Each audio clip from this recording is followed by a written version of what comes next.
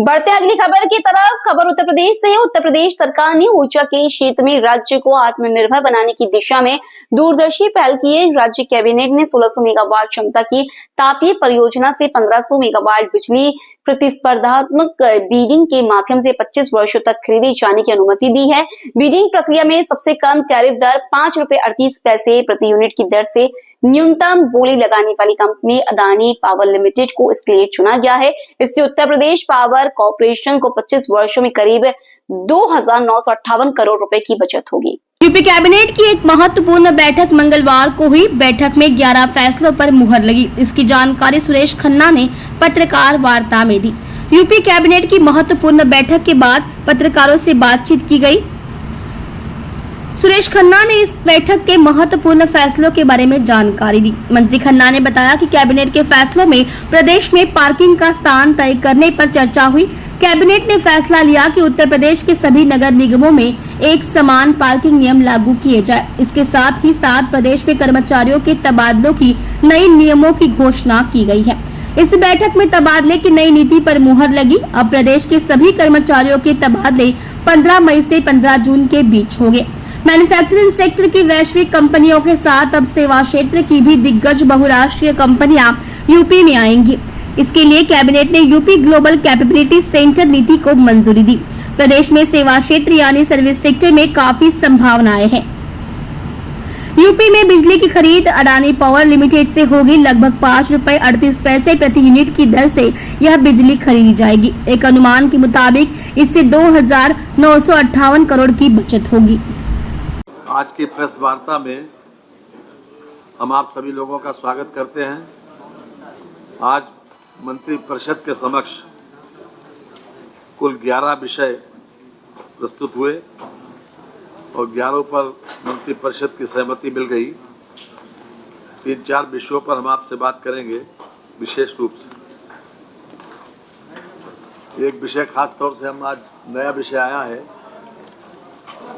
जिसके लिए मैंने विशेष रूप से अपने प्रमुख सचिव चिकित्सा शिक्षा को बुलाया। उत्तर प्रदेश वैश्विक क्षमता केंद्र नीति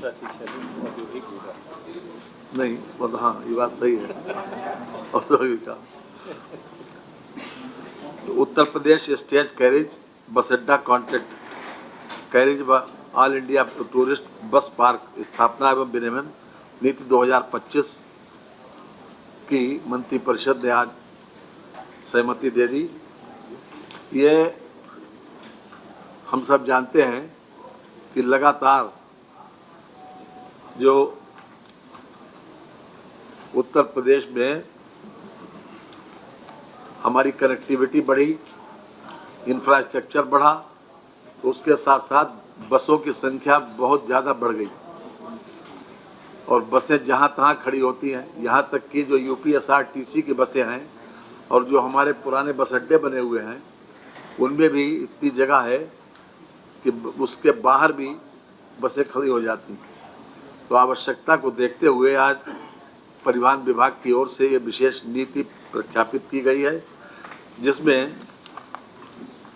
विशेष रूप से प्राइवेट पार्टिसिपेशन के माध्यम से ये व्यवस्था की जा रही है कि 2 एकड़ ज़मीन पर प्राइवेट बस एक स्टैंडिंग बस अड्डे की व्यवस्था की जाए ताकि गाड़ियां उस पर खड़ी हो सकें, क्योंकि कहीं न कहीं गाड़ियों को खड़े करने के स्थान होता है और रात में दिन में कहीं न कहीं बस खड़ी हो जाती हैं तो उससे दुर्घटना की संभावना भी बढ़ती है और परेशानी भी। इसलिए प्राइवेट पार्टिसिपेशन को शामिल करके इस नीति को आज प्रख्यापित किया गया है। मंत्रिपरिषद ने इसमें सहमति दी। इसमें एक कमेटी बनी है जिले स्तर पर, जिस दिन से इसका शासनादेश प्रख्यापित होगा उसी दिन से लागू होगी।